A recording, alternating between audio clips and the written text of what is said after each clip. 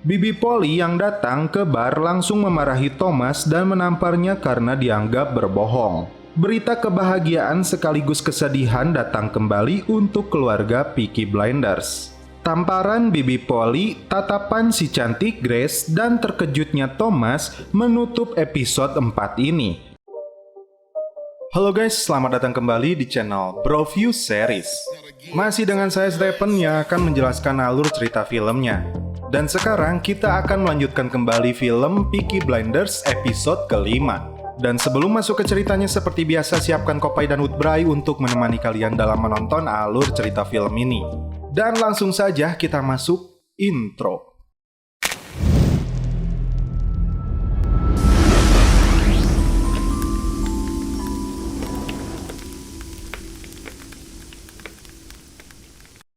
Di awal film, kita melihat Thomas yang sedang menuju sebuah tempat pemakaman seseorang yang bernama Daniel Owen.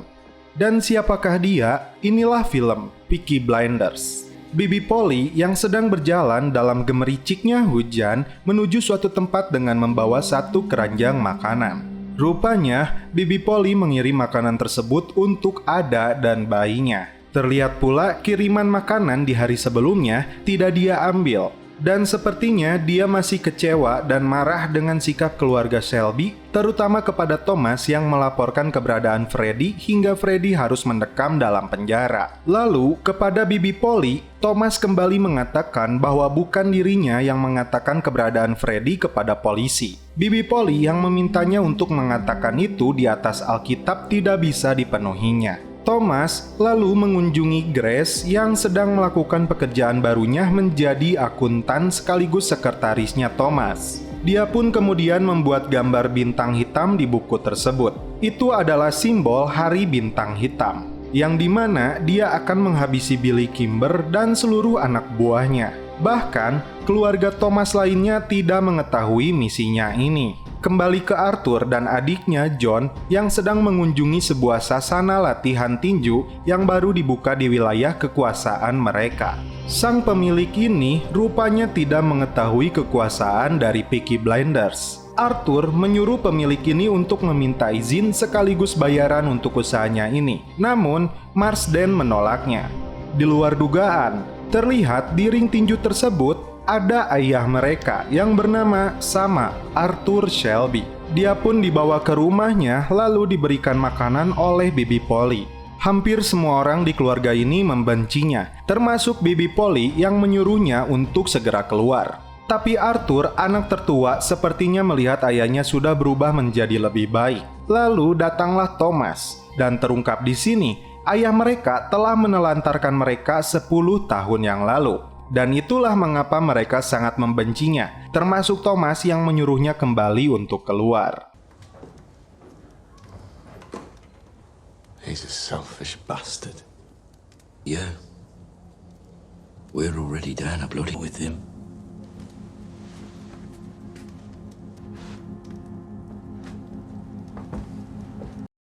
Arthur kemudian datang ke Garrison untuk mengambil 5 pound di kas mereka. Grace kemudian berkata kepadanya tentang uang yang rutin dikirimkan setiap minggu. Melalui pos ke London, sejumlah uang itu bernilai 1 pound 10 shilling atas nama Daniel Owen. Dan terungkap di sini, nama Daniel Owen yang namanya tertera di batu nisan, rupanya itu adalah Danny Wisbank, si botak rekan Thomas di saat perang, dan dianggap telah tewas. Padahal semua itu sandiwara untuk mengecoh mereka. Arthur lalu mengatakan kepada Grace untuk tidak perlu banyak bertanya yang bukan menjadi urusannya. Lalu uang koin sogokan dia berikan kepadanya untuk tidak memberitahu Thomas bahwa dia mengambil sejumlah uang. Grace terlihat mengunjungi makam Daniel Owen yang nyatanya adalah palsu. Kembali ke Arthur bersama adiknya Finn yang menemui ayah mereka di sasana tinju. Ayah mereka rupanya selama ini berada di Amerika. Dia menawarkan kepada Arthur Junior untuk membuat sebuah kasino bernama Shelby di sana. Ayahnya mencoba membujuk Arthur untuk menanamkan modal di sana. Peredaran uang dan wanita berkelas di sana membuat Arthur tergiur. Meskipun ayahnya mengatakan untuk terlebih dahulu berbicara dengan Thomas agar tidak terjadi pertengkaran di antara mereka dan tidak membuat Arthur menyerah. Dia merasa memiliki jiwa bisnis juga seperti Thomas, dan dia mau mengikuti apa yang ayahnya minta. Dan untuk merayakan rencana mereka ini, kita lihat pertarungan mereka di ring tinju.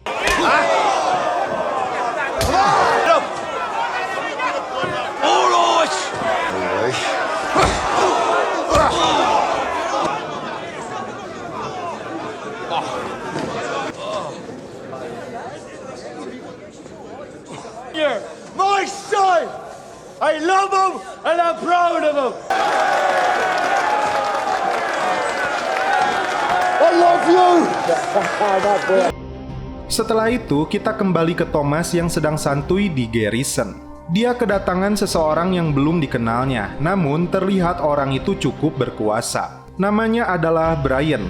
Dia merupakan orang penting Aira. Dan Ryan yang tertembak di wilayah Thomas sebelumnya itu adalah sepupunya. Seperti yang kita tahu, Ryan tertembak oleh Grace karena mencoba membawanya ke markas Aira. Dan Brian ini, dia berasal dari Armagh Selatan, pria yang sangat berpengaruh di sana. Karena Thomas melihat dia bukan orang sembarangan, Thomas mengajaknya berbicara di ruangan khusus. Intinya, Brian berniat membeli senjata curian tersebut dari Thomas. Terlebih, rekannya, Danny Owen, yang berada di pub London kembali membuat ulah. Dia menyebarkan berita bahwa Thomaslah yang memiliki senjata tersebut dengan berbagai amunisinya. Dia tidak percaya bahwa Thomas benar-benar tidak memilikinya. Ancaman serius dilontarkan oleh Brian yang dengan mudah bisa menghabisi seluruh anggota Peaky Blinders. Dan dianggap hanyalah kumpulan kecil busuk. Thomas yang tidak mau meremehkan ancaman orang ini, dia akhirnya mengakui memiliki persenjataan itu. Dia bisa menjualnya kepada mereka tapi dengan harga yang cocok. Kemudian bertemu dengan Inspektur Campbell, Thomas menunjuk foto Brian yang ternyata menjadi buronan kelas kakap karena menjadi komandan Brigade Aira di Armagh Selatan. Thomas meminta Campbell menangkapnya dengan umpan persenjataan tersebut. Tapi Thomas meminta menyebarkan berita di Irlandia bahwa dia tidak terlibat operasi ini. Penghargaan akan didapatkan oleh Campbell atas operasi ini. Setelah mereka sepakat, Thomas meminta sosok yang membocorkan keberadaan Freddy. Dengan santuinya, Campbell tidak memberitahukan agen yang membocorkan informasi tersebut. Kembali ke Arthur, yang diam-diam memberikan beberapa gepok uang untuk ayahnya demi memenuhi ambisinya untuk membangun kasino di Amerika Serikat. Arthur yang ceroboh, dia tidak terlebih dahulu berbicara dengan Thomas untuk hal ini. Mereka bahkan berencana akan berangkat hari Jumat menggunakan kapal layar kembali ke garrison. Thomas yang datang tergesa-gesa dan terlihat sangat panik, dia meminta Grace untuk membantunya karena bakal ada 2 orang Aira yang akan datang.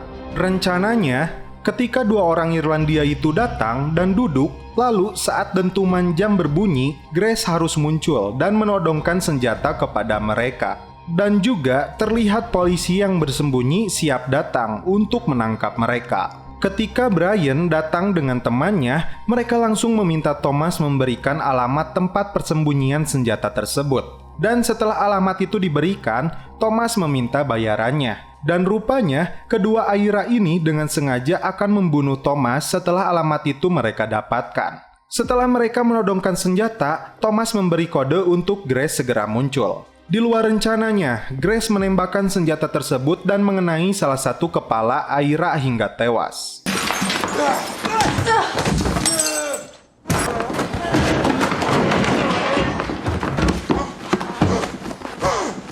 Thomas yang tercekik oleh Brian membayangkan kembali kejadian yang menimpanya saat berada dalam kondisi yang sama ketika perang di Perancis. Thomas akhirnya berhasil memukuli wajah si Brian dengan nampan berkali-kali, hingga Brian tewas mengerikan.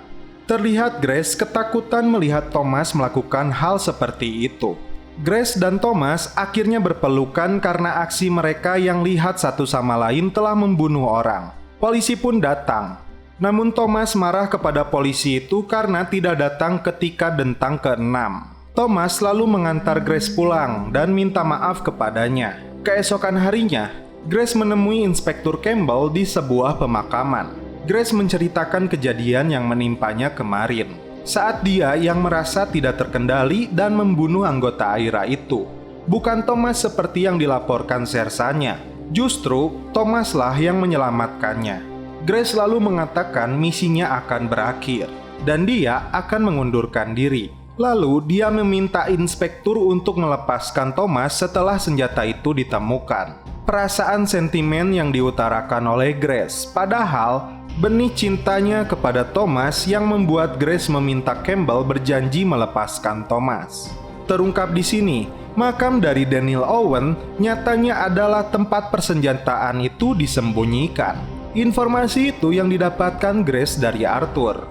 Ketika malam tiba, Campbell melakukan penggalian di makam tersebut dan berhasil menemukan persenjataan itu. Grace yang datang ke lokasi itu mendapat kabar mengejutkan darinya. Campbell yang sudah cukup tua berani melamar Grace menjadi istrinya. Dan tentu saja, Grace terkejut mendengarnya dan dengan bahasa lembutnya mengatakan dia layak mendapatkan yang lebih baik. Karena nyatanya selama ini Grace menganggap Campbell sebagai sosok pengganti ayahnya. Terlihat Arthur yang sudah menunggu kedatangan ayahnya menuju kapal pesiar yang dijanjikan. Arthur yang boloho sudah terjebak janji manis ayahnya. Dia mendapati ayahnya akan menaiki kereta untuk kabur. Arthur yang kecewa menagih kembali uangnya karena terpedaya janji palsu ayahnya tentang pembangunan kasino di Atlantik Amerika Serikat. Arthur yang lemah tidak kuasa melawan ayahnya karena faktanya di ring tinju saja dia babak belur. Arthur lalu pulang dan bertemu Polly yang sudah mengetahui dirinya mengambil 500 pound untuk ayahnya yang dihabiskan bersama pelacur. Arthur malah lebih ketakutan ketika Bibi Polly menyuruhnya untuk memberitahu Thomas. Thomas yang mendatangi makam tempat persembunyian senjata itu ternyata dia melihat telah digali. Dia lalu meminta adiknya Finn untuk berjaga, sementara dia akan pergi jauh untuk sementara waktu. Di markasnya, polisi Campbell kepada seluruh anak buahnya menyatakan telah berhasil menemukan persenjataan itu dan mencegah senjata itu digunakan untuk membunuh orang tak berdosa, sekaligus mencegah status QUO atau peperangan. Pelaku kejahatan ini masih bebas berkeliaran dan malam ini dia bertekad akan menangkapnya untuk menegakkan keadilan.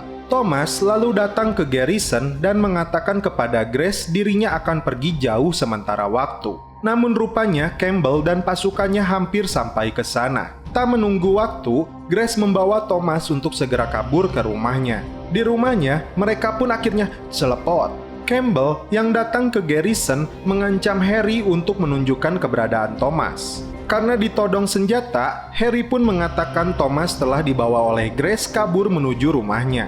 Di tempat sasana tinju, Arthur yang sedang mabuk berat sangat frustasi karena kesalahan besarnya. Dia lalu berniat untuk gantung diri di sana.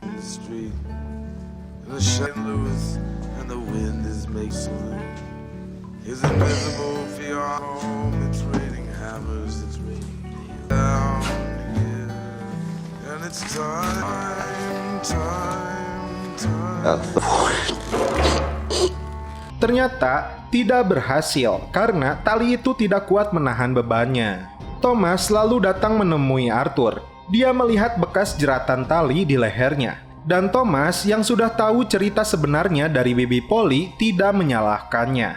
Bercandanya Thomas kepada Arthur. Dia berkata, "Kenapa kalau kamu ingin bunuh diri tidak menggunakan pistol saja?" Setelah itu, kabar baik diberikan Thomas untuk Arthur, yaitu sebuah kartu nama bertuliskan PT Shelby Brother. Thomas menjelaskan perusahaan ini dimiliki mereka bertiga, dan John salah satunya. Arthur pun kembali bahagia dan melupakan kesalahannya. Thomas pun di sini mengatakan bahwa Inspektur Campbell telah meninggalkan kota ini, dan bisnis mereka akan jauh lebih tenang. Terlihat di markas Peaky Blinders, istri John yang berasal dari keluarga Lee ikut bergabung di sana. Dan santuinya, Thomas sedang menikmati Woodbury sambil membaca koran.